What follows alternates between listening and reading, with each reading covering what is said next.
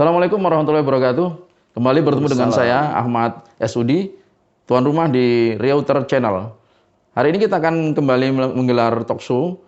Kegiatan yang kita ditaja oleh situs berita realtorkini.com bekerjasama dengan Satgas Covid Nasional dalam rangka memberikan pemahaman kepada masyarakat bagaimana pandemi COVID-19 ini memberi dampak pada sektor-sektor usaha.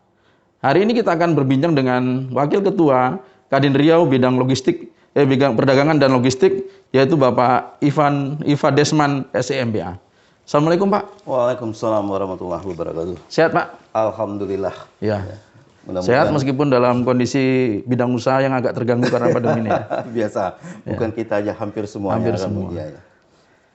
Baik Pak Iva, bisa diberi gambaran bagaimana kondisi sektor usaha di Riau, terutama yang anggota Kadin Riau lah, terkait dengan terdampaknya bidang usaha oleh pandemi COVID-19 ini.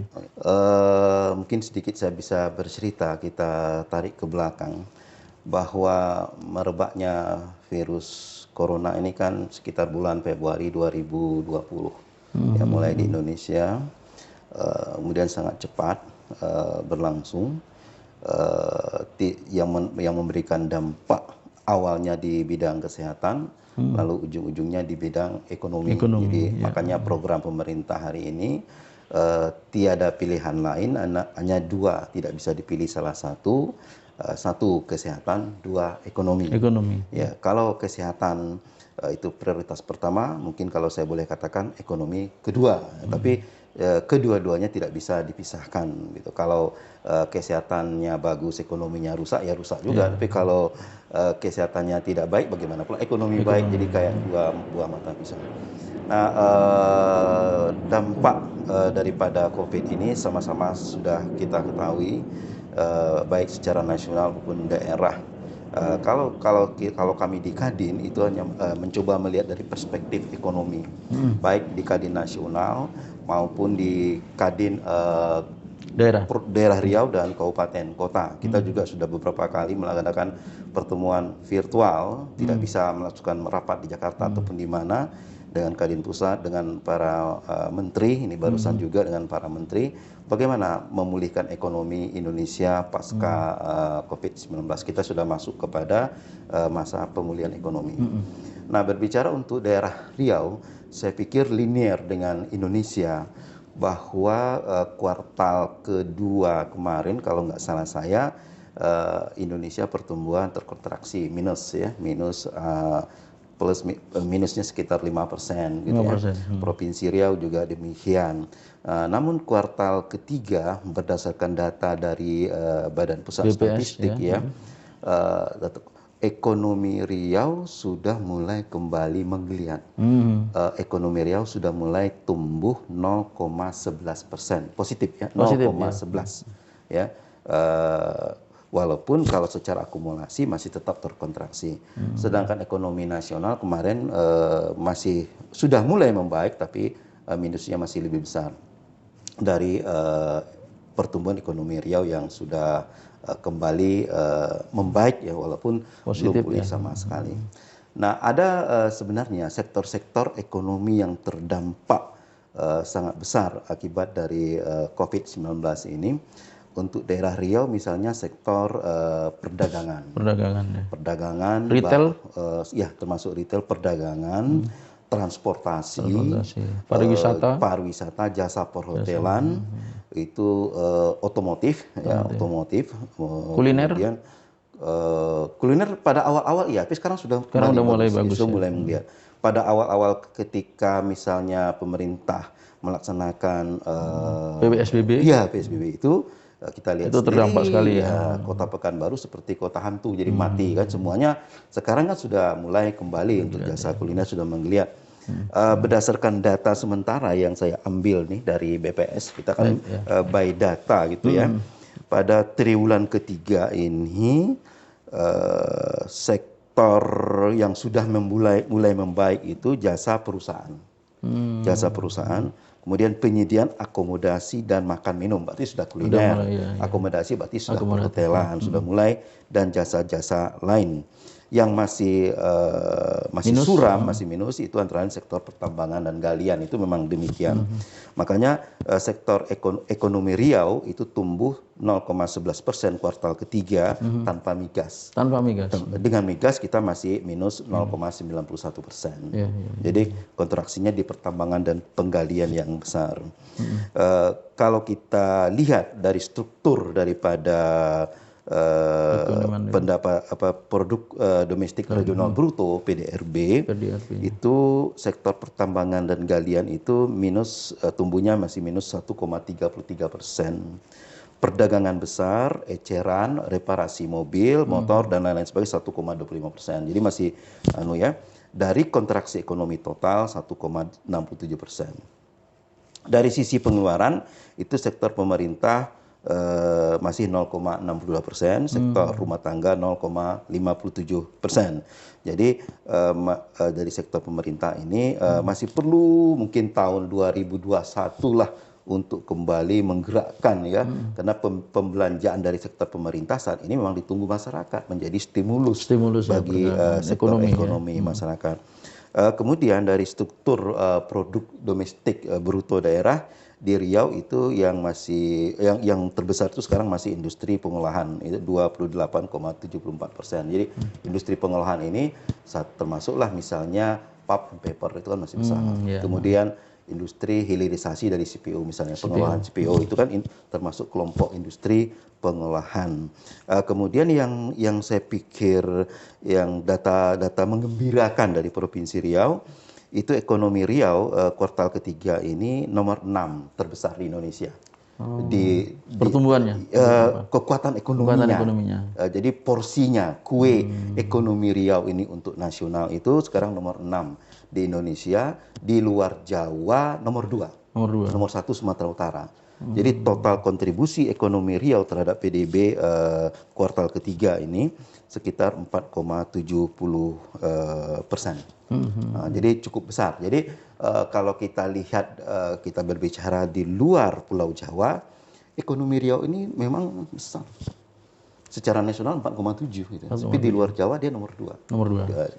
Di sesudah Sumatera Utara. Meskipun ada beberapa sektor yang Bapak tadi sebutkan mulai menunjukkan gejala positif, tapi secara makro dunia bisnis masih boleh katakan mati suri. Kalau triwulan kedua itu boleh saya anggap mati suri. Tapi triwulan ketiga ini sudah mulai menggeliat. Ada yang harus kita jelaskan, sektor ekonomi basic gitu ya. Jadi kan ada sektor ekonomi basic, ada yang sekunder, ada tersier. Sektor ekonomi basic, pertanian murni, tanaman pangan dan lain-lain itu bagus gitu. Jadi kalau kita lihat dari kampung ke kampung itu ya, harga-harga komoditi itu masih bagus. Sektor pertanian masih menerima pendapatan yang bagus ya. Petani masih bergerak karena kebutuhan basic kita memang makan minum. Kemudian produk terkait dengan makan minum. Konsumsi lah ya. Konsumsi makan minum. Konsumsi primer lah. Artinya kita bisa menunda konsumsi tersier, beli pakaian dan lain-lain. Tapi kita tidak bisa menunda konsumsi makan minum dan lain-lain sebagainya. Jadi ini memberikan dampak. Makanya secara nasional, sektor pertanian itu satu-satunya sektor yang tumbuh plus di kuartal kedua. Selainnya kolab, habis ada yang 3%, 4%. Tapi pertanian, kalau nggak salah masih positif sekitar 0,1 apa 0,2% secara nasional. Berarti masih plus ya, termasuk sektor perikanan, kelautan. Untuk Kadin ada sektor perkebunan, bukankah di Riau juga perkebunan menjadi satu pilar yang sangat kuat bagi ekonomi Riau? Ya, jadi Kadin ini kan anggotanya bisa perusahaannya bisa asosiasi salah satu misalnya perkebunan, GAPKI itu anggota Kadin. Anggota Kadin. Satu lagi sektor perkebunan, komoditas kelapa sawit ini akhir-akhir ini membaik. Harganya membaik. Harganya membaik. Permintaan dunia juga makin membaik, walaupun masih ada isu-isu yang terutama dari negara-negara importir, terutama dari Eropa Barat. Black campaign. Yang black campaign itu kita juga sudah kemarin melakukan virtual dan Indonesia juga menurut Pak Luhut sedang berupaya keras untuk mengcounter bahwa produk sawit kita ini dikatakan beginilah, begitulah, tetapi tidak demikian. Dan bagi Riau yang notabene adalah luas kebun sawit kita tuh paling luas di Indonesia sekarang. Ya, Sumatera Utara nomor 2, Riau sudah paling luas. Tentu membaiknya ekonomi subsektor kelapa sawit, ada TBS-nya, ada produk hilirisasinya, ini akan memberikan dampak yang positif. Kalau nggak salah saya itu kebun rakyat aja di Riau ini sudah hampir 1,3, 1,4 juta hektar kebun rakyat. Nah ini kalau kita bicara perusahaan besar, oke lah mereka sudah punya safe. Tapi kalau perkebunan rakyat yang 3 hektar atau 10 hektar, ini kan sangat berpengaruh ketika terjadi penurunan harga. TBS yang kadangkala di bawah biaya produksi. Tapi sekarang kalau kita lihat harganya sudah makin membaik, permintaan juga makin membaik, mudah-mudahan juga ekonomi membaik. Cuman memang ada angka secara umum, overall, angka kemiskinan kita bertambah. Sekarang sekitar 600 ribuan lah, 6,02%. Masyarakat Riau yang hidup di bawah garis kemiskinan. Iya. Itu sebagian bertambah karena dampak pandemi. Dampak pandemi, terutama tadi yang kehilangan pekerjaan di sektor perdagangan, hotel, restoran itu kan mereka memang dirumahkan, di PHK, ya itu tadi kan. Kemudian kemarin sektor kuliner yang tutup gitu, berapa banyak teman-teman punya usaha lalu pegawainya terpaksa dipulangkan, dia tidak punya pendapatan. Ini juga memberikan dampak. Sekarang alhamdulillah sudah mulai bergerak. Pak Ivan, dengan kondisi ekonomi dunia usaha yang belum pulih secara total, ini perlu campur tangan pemerintah untuk membangkitkan kembali. Sejauh ini program-program pemerintah untuk membantu dunia usaha yang sudah dirasakan? Bukan, memang sudah kewajiban pemerintah. Jadi ada sebuah terminologi dalam kepustakaan ekonomi, kalau rakyat susah, pemerintahnya harus royal.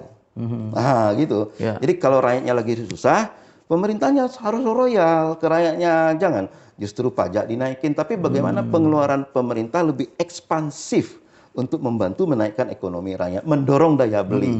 Jadi stimulus-stimulus itu. Jadi nggak bisa kalau rakyat lagi susah, pemerintah justru agak tidak. Ini yang diminta oleh kepada pemerintah. Makanya saya juga setuju anggaran-anggaran pemulihan ekonomi, juga ada di dalamnya anggaran-anggaran kesehatan itu terus ditingkatkan. Cuman harus tepat sasaran. Ya, jadi tepat sasaran. Kemudian yang menerima itu betul-betul yang berhak. Saya melihat di beberapa daerah di Riau sambil jalan-jalan gitu, ada yang terima uang yang berapa? 300 ribu itu? 600. Itu mobilnya Fortuner. Iya kan? Mobilnya Innova yang ngambil di kantor pos itu. Ini kan nggak pas ini saya kira. Sasaran, nggak tepat. Tapi ada mungkin sebagian masyarakat yang betul-betul membutuhkan justru belum terjangkau. Kalau untuk pelaku usaha, program yang sudah dinikmati dari pemerintah untuk membangkitkan. Kalau di awal dulu ada program pemerintah untuk meringankan cicilan. Tetapi kalau kita lihat case by case, itu masih ada keluhan di masyarakat. Misalnya gini, ada program relaksasi kemudahan untuk membayar cicilan. Misalnya dia punya truk untuk ngangkut TBS, jadi truknya itu disewa. Memang bisa ditunda, tapi pembayarannya tetap segitu juga gitu. Karena leasing tadi kan menggunakan modal pihak ketiga juga, menggunakan modal bank juga. Jadi dari atas itu tidak itu. Jadi misalnya dia tertunggak 3 bulan. Oke, 3 bulan ini dimatikan. Yang bulan besok itu dibayar, tapi yang 3 ini dicicil besoknya lagi gitu. Tambah berat. Ada kesak. Jadi berarti tambah berat bebannya. Mungkin lebih mungkin kena dibagi menjadi agak panjang, mungkin lebih ringan. Cuman kan tidak ada di bawah ini tidak terjadi katakanlah pemotongan. Artinya kalau dulu misalnya cicilannya 1 juta menjadi 750.000 kan itu tidak terjadi. 1 juta tertunggak ya dibayar juga 1 juta walaupun dibagi menjadi 4 bulan 250.000 kan gitu. Tapi kalau ekonomi 2021 nanti mulai bergerak, saya kira bagi masyarakat punya penghasilan nggak masalah. Tapi kalau bagi masyarakat yang masih ini kan proses penyembuhannya lama nih. Ini kan akibat kita kena penyakit berat untuk berdiri lagi itu susah. Jadi perlu recovery-nya panjang ya. Kemudian juga pemerintah saya lihat juga mengadakan relaksasi pajak ya. Jadi pengurangan pajak ya. Sekian persen masih banyak sektor yang kena itu karena mereka juga mengalami kontraksi pendapatan. Tentu jumlah pajak yang mereka tanggung tidak sedikit akan jadi beban. Jadi ada program relaksasi. Misalnya kalau dulu 5%, sekarang dijadikan 2%. Dan itu sangat membantu Pak ya? Sangat membantu. Cuman kalau saya perhatikan jangan terjadi overlap. Jadi mungkin di kalangan masyarakat ini pokoknya asal ada uang gratis ambil aja. Ngajukan juga. Ngajukan semua. Jadi harus diperkuat database pemerintah, jangan sampai satu orang terima lebih dari satu gitu ya. Di pekerja dapat ya, di BLT UMKM dapat juga, di ini dapat juga, dia kupanya honor juga di Pemda. Kan dia aja semuanya. Jadi kolektor ya.